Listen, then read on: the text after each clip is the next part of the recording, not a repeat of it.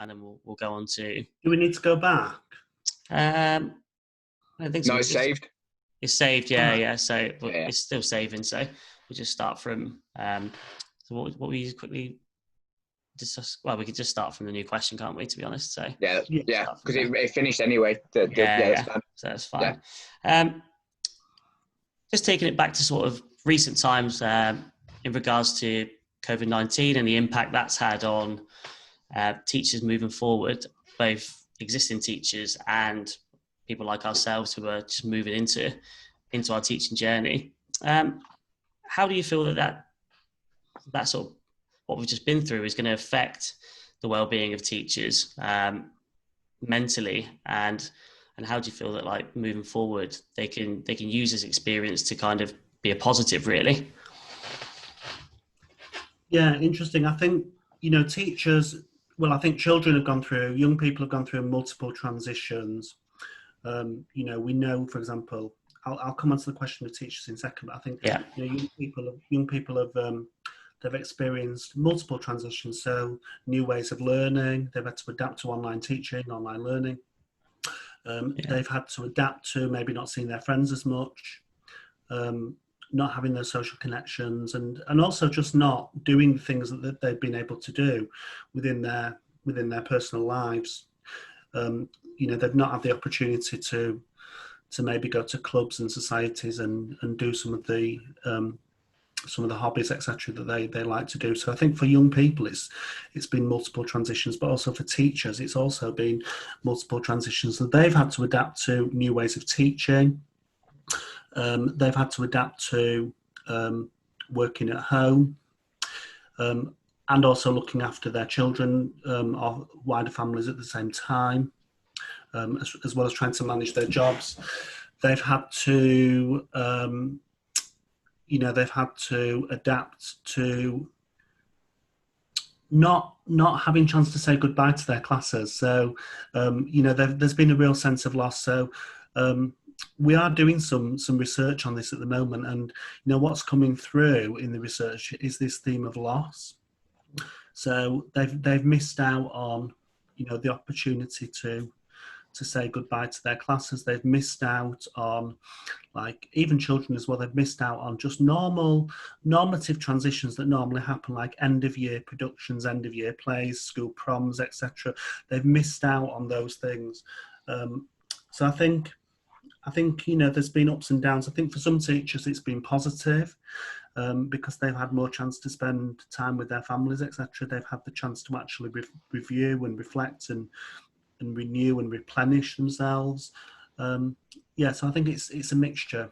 But I think going forward, I think what I hope this has done is the schools that were doing, lots of schools were doing wellbeing and mental health anyway, but there were some schools that were not doing it, and they've now realised that actually it's essential that they focus on wellbeing and mental health, particularly for pupils going forward, because of the long-term impacts of COVID on young people. So I think what I'm hoping is that this has actually shifted wellbeing and mental health right to the top of the agenda in schools, really. And again, it kind of touches back onto the last point you made in regards to looking at more of the holistic side of education and schooling in particular, and maybe impacting on a shift in culture towards not just mental health and well-being, but just improving people to be citizens and children to be citizens. And do you think now that this kind of pandemic has happened, it might present itself with the opportunity to put more of a central focus on that aspect of education that you just mentioned? Well, I certainly hope so, because we've seen, for example, that some schools have done some really, really brilliant work within the community over the last few months. So they've connected more with parents and families, and they've done lots of,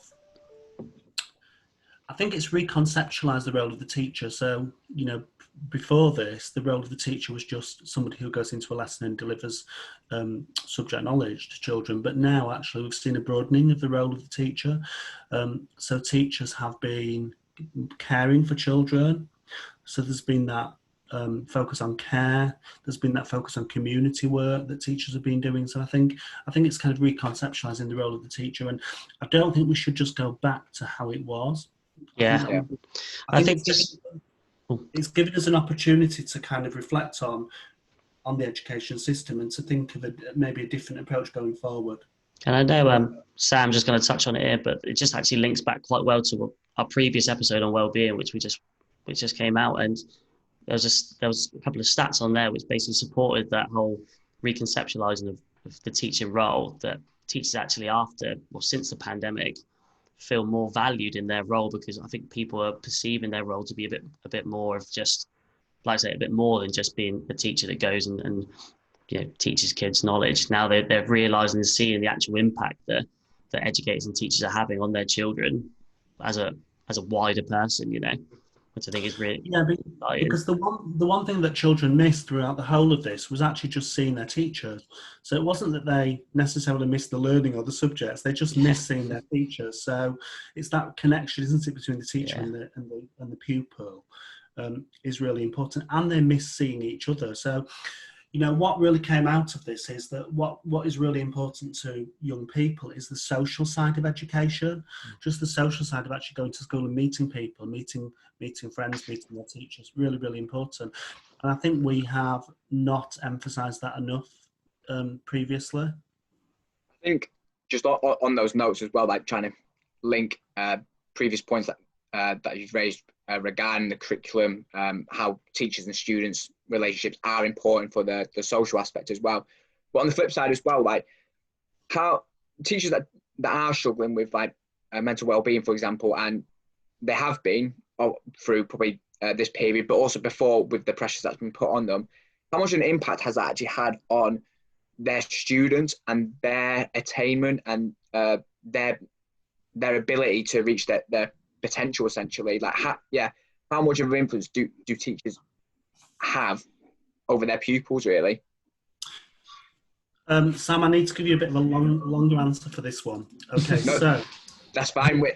So I've done some research in this field, and we know that the causes of poor teacher mental health are complex and multifaceted. So the dominant thing that you hear about in the media is you hear about workload, that high workloads actually cause poor teacher mental health, which of course they do. So there's been a really big focus in recent years on reducing teacher workload, reducing planning, reducing assessment, reducing marking, etc., which is all positive, and I completely support that. But my research suggests that isn't necessarily the biggest issue. Okay, there's a really, really big issue with negative, toxic school cultures. Okay, it's not just about workload. It's about actually teachers not feeling valued and not being trusted to do their jobs, basically. So, and not being given autonomy and basically not being treated as professionals. And, if you're working and you're working really, really hard, but then you're being micromanaged, you're not being trusted, you're not being given any autonomy, then you don't perform.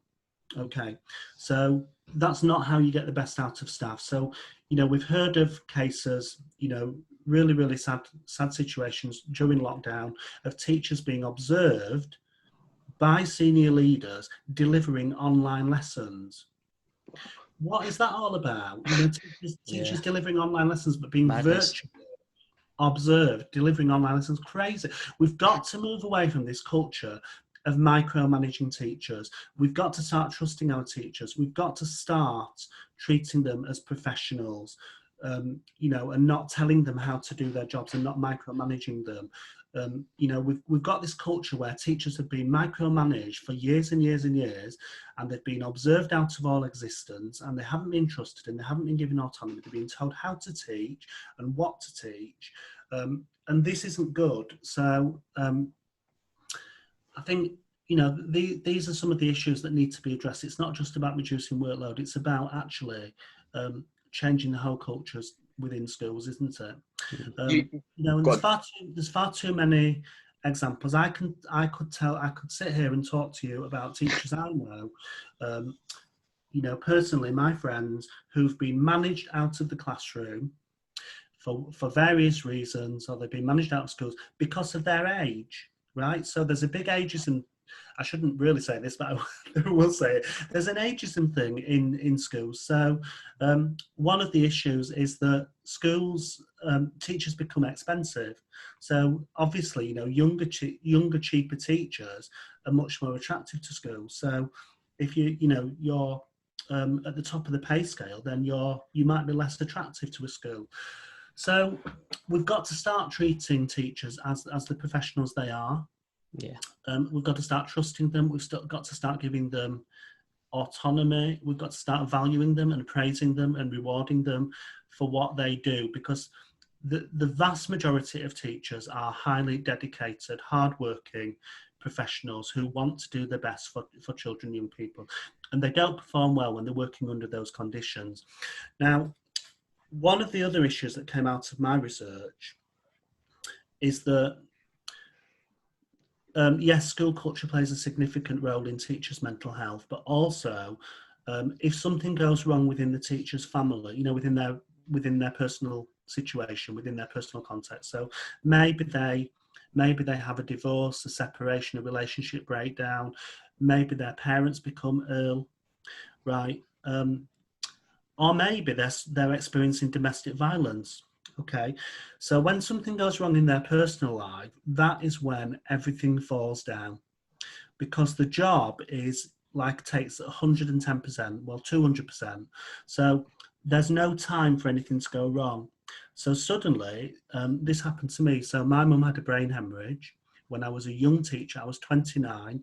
Suddenly you find yourself having to do hospital visits, having to look after family members who are ill, etc., and then you haven't got the time to do your planning and your preparation and to get ready for your lessons. So then so basically you're not keeping up with your job, because you can't fit the job into the working time. So the job seeps into your evenings, into your weekends, and then if you're using that time then to attend to personal issues, then you're not actually keeping up with the job. So everything falls down. And when I spoke to teachers, that's exactly what they said to me. They said they were absolutely fine and could just cope with the job. They could just about cope with the job until something went wrong in their personal lives. And that's when everything fell down. So when a teacher's in that situation, if their mental health isn't good, then it will inevitably impact on the pupils. So for various reasons. So their mind might not be on the job as much as they would like it to be. Maybe they can't focus as much on the job. So I interviewed teachers who had poor mental health, who said that they struggled to think through things clearly. So they were struggling to actually teach things because they weren't thinking clearly, and they were struggling to explain concepts because they weren't thinking clearly, because their mind was elsewhere. So it's impacting on their teaching. I interviewed teachers who said that their poor mental health had impacted on their ability to keep up with the job. So they weren't as well planned, they weren't as well organised in the classroom, so their lessons weren't as good. They weren't keeping up with marking and assessments. So, obviously it will impact. I interviewed a teacher who'd experienced, sadly, domestic violence and was going home every night. Well, actually what she was doing was she was in this awful situation of being in an abusive relationship, and she was staying in school till 10 o'clock every night because she didn't want to go home. And clearly there was something wrong, but the school didn't realise, and they just thought, we've got a really hard-working, committed teacher, so let's just pile on more work. And they just gave her more and more work to do. She was then going home and was being treated, terribly by her partner, who was basically abusing her and putting water on the bed so that she couldn't sleep at night. So she was absolutely exhausted. So her teaching then the following, it wasn't great because she was just exhausted. So, we've got to bear in mind that teachers are human beings, and at the end of the day, they have to deal with these situations within their lives. Their parents could become ill, they could be having a breakdown of a relationship. There could be all sorts of stuff going on, and this will impact on their teaching. Although, teachers will try to not let it impact because they're professionals. They will do their best to not let it affect their work. But inevitably, it will affect their work. And when I spoke to pupils, so I went into school and interviewed 64 pupils and said, let's talk about the mental health of your teachers, and which was an interesting question. And they said that they could absolutely tell when their teacher was stressed, when their teacher had poor mental health, because, particularly primary school children, they have this relationship with their teacher. They know their teacher really, really well. They've been with them all year, sometimes 2 years, sometimes 3 years. So they know them really well. So when things are not right, they can just intuitively pick up on it. They know straight away. So they said to me things like, they knew when their teacher was anxious, they knew when they were stressed, and it impacted on them, because what they didn't want to do was make the situation worse for the teacher. So they just basically didn't ask any questions. They just stayed quiet and compliant, and then it obviously affected their learning. And then the children spoke to me about times when their teachers were having like a bad time and the teachers had gone off sick. And then they were talking about supply teachers, and they said, some supply teachers were great, some supply teachers were not great. And they said, it doesn't matter how good a supply teacher is, they don't know us like our teacher. We don't have the same relationship with them. We don't behave as well for the supply teacher, and they don't actually know where we are in our learning as well as the teacher knows where we are. So either they pitch the work too hard or they pitch the work too easy. It's never quite pitched at the right level. And I spoke to a head teacher who said that, this one class had the teacher had gone off sick, the teacher had got poor mental health. They'd had a series of supply teachers coming in during the whole of that year. And when that class was in year 4, and they basically, the head said the class never caught up after that. They were always way behind. So it can have a long-term impact. Yeah, I mean... Sorry, that was a long answer. No, I was just to be honest, I was just taking it all in. I was like, whoa. I was just like, this research that you found. There's a lot of it which I know me and Sam have done just in separate sort of instances through uni and different topics that we've done, and you're basically picking all these bits out that we've maybe found individually in certain assignments that we might have done, and you're saying that basically all of the things all the research that you've done yourself and carried out yourself, they're kind of all impacting each other, and they're all kind of collaboratively affecting teacher well-being, student well-being, mental well-being for sort of head teachers, and it's just fascinating to listen to hear it all sort of culminate together and come together, and just kind of shows that there's not sort of one area to talk about and pinpoint on how well-being is being affected. There's, like I say, multifaceted, different aspects which are all sort of contributing to teacher well-being, to child mental well-being, and to school, sort of just school culture in general. I've got a quite a critical follow-up question. I don't know. Now I'm nervous. Because like what you've said is just it's just blown me away. Just like, just how insightful, just fascinating. Just that those last points that you've made, like it's not really a yes or no, but like, would you say teachers going into the profession, are they going into a profession where they are inevitably going to fail?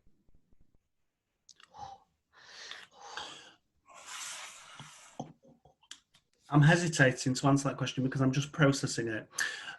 So I think no. If they get into a school that's got the right culture, that will support them, where they're trusted, where they're given support, where they're given autonomy to do their jobs, etc., then no, they won't fail.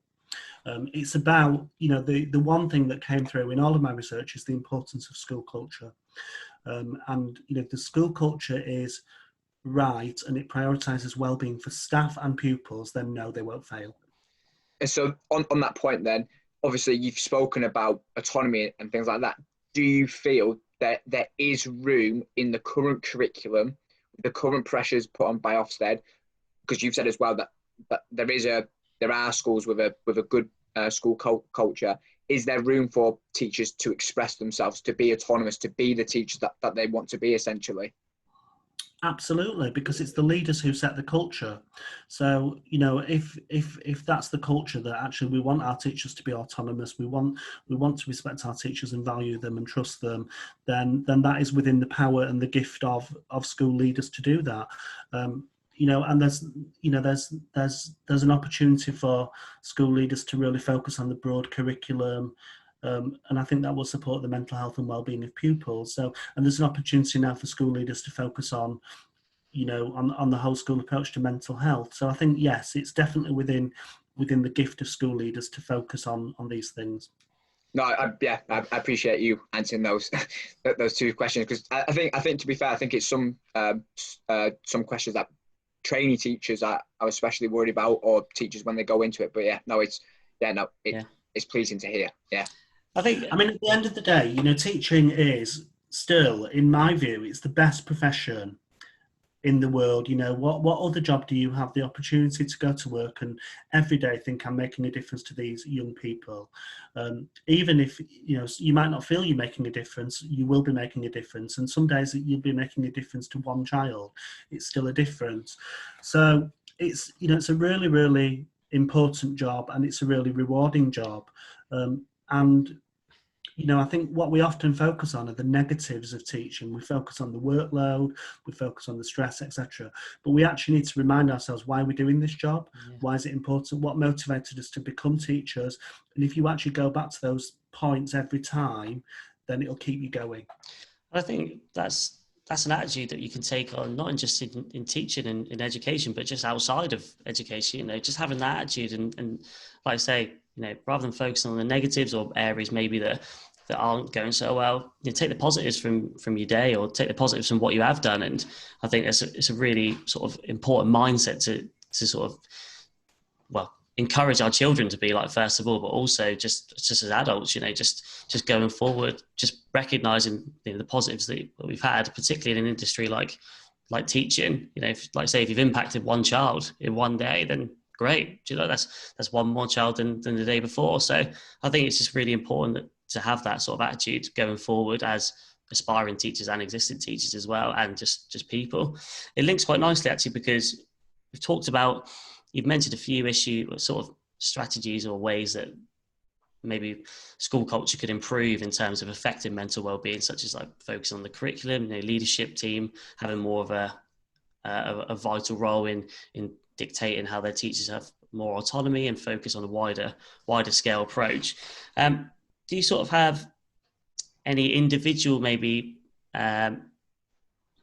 top tips for how to kind of deal with maybe like sort of an issue you're dealing with at home and work at the same time? You know, how do you have any sort of tips for balancing them two and trying to allow it not to affect your work so it doesn't affect your children, as you touched on earlier? I think it's different for different teachers, because some teachers are absolutely workaholics, and, you know, so work is everything to them, and, you know, they might not have any hobbies or interests, and, you know, if that's them and that makes them happy, I think that's fine. But I think it's really important to try to create a balance between you know, work and home, and that includes things like, you know, being really strict about not checking emails. Some schools are having like a policy of not emailing staff after 6 o'clock at night, and not emailing them on a weekend and during holidays. I think that's a positive step. I think it's important to, you know, to make sure that you're maintaining friendships with people, that you've got that social connectivity, that you're meeting with friends and family, and that you also just doing things like, you know, looking after your physical health as well. And just making sure that, and if you don't like any of that, just at least making sure that you're finding time to recharge and just relax. And, you know, because nobody can be effective if they're burnt out, you know, so having dedicated time when you're not working and protecting things like weekends, I think is really, really important. Just following up from that, you touched on how important the social side of it is for children earlier, but just then, how important do you think teacher relationships sort of socially are in sort of maintaining like a really good mental health? Because I know from my experiences that I've been in some schools which have got like a really good culture in terms of teachers getting along with teachers and socialising, maybe in groups sort of outside of school. And so when they're kind of in school, they kind of work really well together. And then sometimes I've been in schools where maybe they haven't had that culture sort of within it, and it's maybe found it more difficult to kind of share ideas and teach together. Do you think that that's like a really important aspect of sort of maintaining a really positive well-being as a teacher? I think it's important because teaching is a social job, isn't it? So I think, you know, it's about people ultimately. So I think, you know, if you can develop friendships with the people that you work with, then I think it makes life easier, really. Although having said that, what you don't want to do is, you know, for some people that won't work, because just having teacher friends, you just end up talking about teaching all the time, you know, with social time. So that might not be a good thing sometimes. So I think different things work for different people. But I think generally if staff can socialise and connect on a social level, it does help. Yeah. And I think on that note as well, like personal to me, Matt, and quite a number of our viewers of our podcast and listeners, I should say. I'm getting confused between YouTube and Spotify. No viewers yet, mate. So as individuals, obviously we're embarking on our training year through our PGC, or other people who are just embarking on their training year for a skit or just a BA with QTS. What can we do as our individuals to support our peers, like through that year, essentially, or through those years? Well, there's lots that you can do. So, I mean, obviously the training year, the PGCE is challenging. I mean, I feel really, you know, upset about what's happened this year with the current PGCE cohort, because obviously they've lost their final placements because of school lockdown. So, you know, one of the PGCE students contacted me and said, I feel that I've been robbed, or we feel that we've been robbed, basically. And they have been robbed because they haven't done their final placements. And therefore they feel that they're starting, you know, their NQT year further behind, because on that final placement, that's when you do loads of learning. You know, it's when you've got the class for, you know, 80%, 90% of the time, when you do most of your teaching, when you develop most of your skills. So I just hope that they're going to schools that recognise and understand that that's happened, and that they'll need further support in the NQT year to actually bring them up to speed. So you know, let's just acknowledge what's happened this year, I think, with the PGCE group. I think it's really important that you keep talking to each other on a PGCE programme or a BA QTS programme, because it's a challenging course.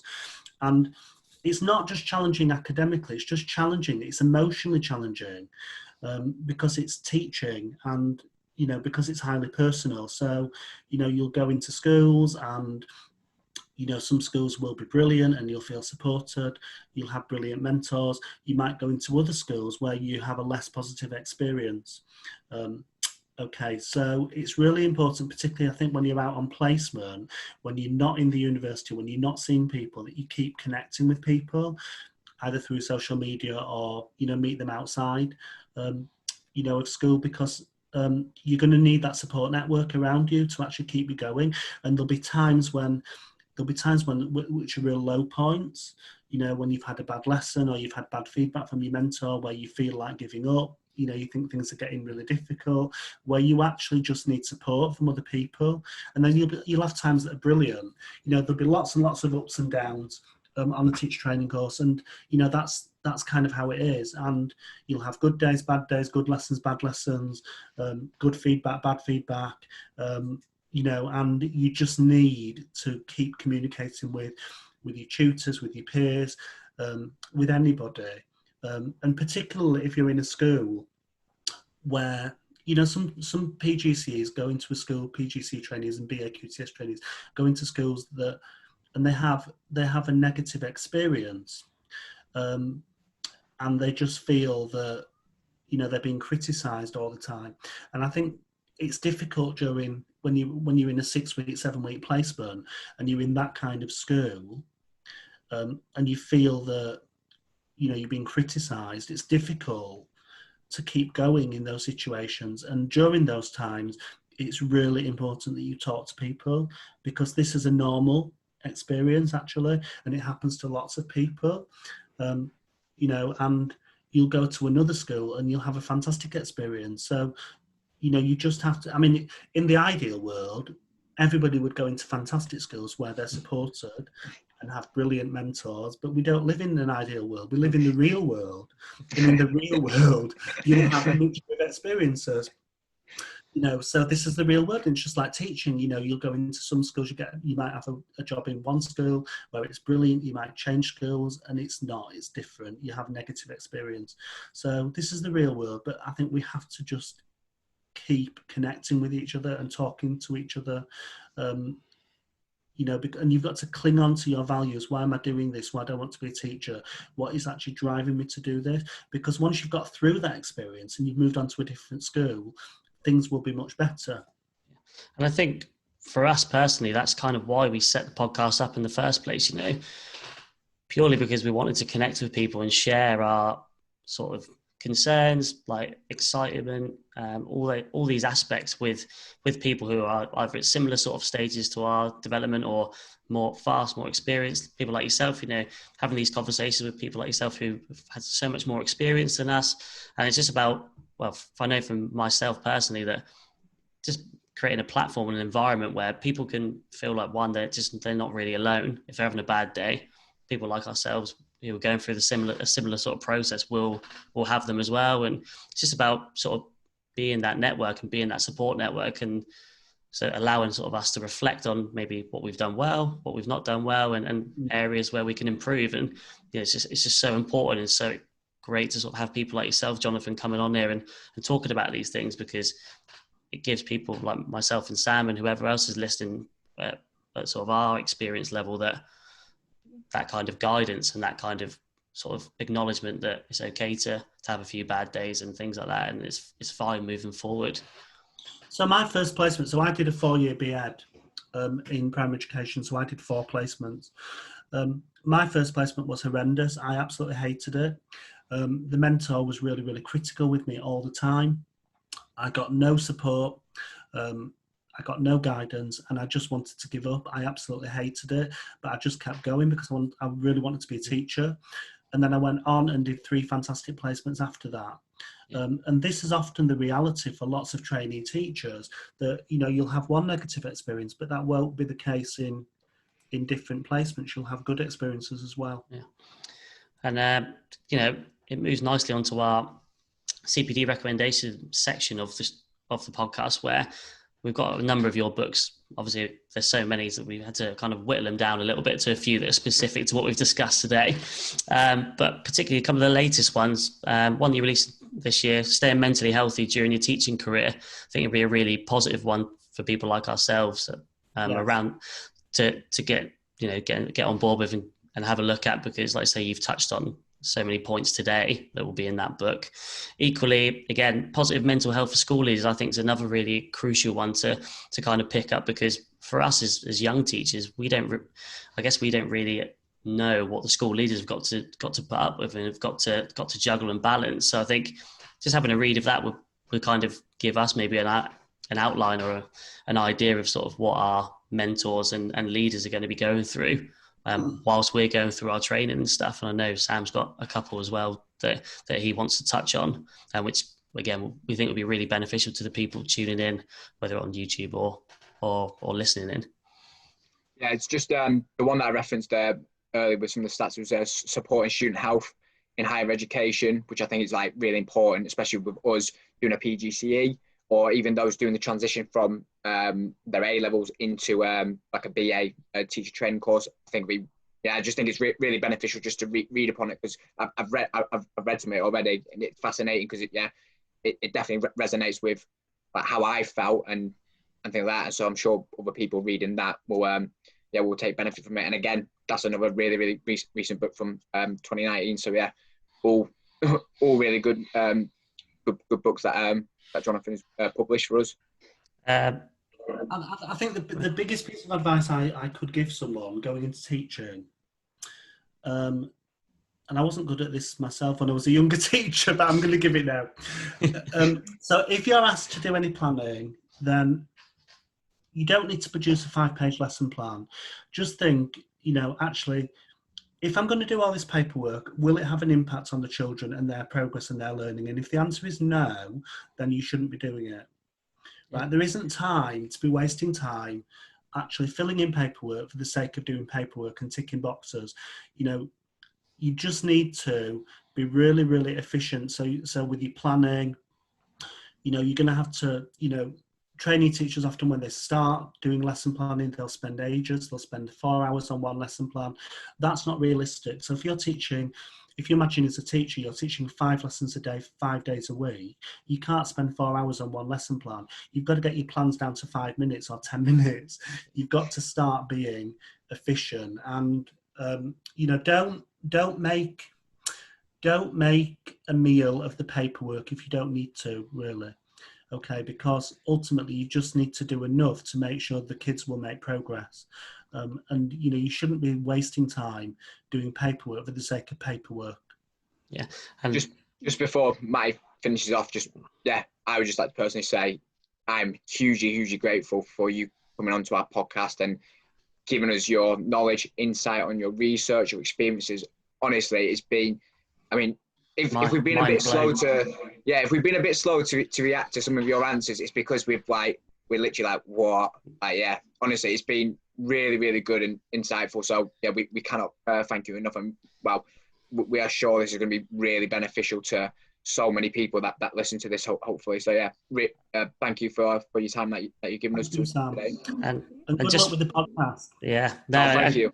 And just before we go, like I say, if anyone wants to get in touch with Jonathan or just follow his research, follow him on Twitter. It's @J_Glazzard.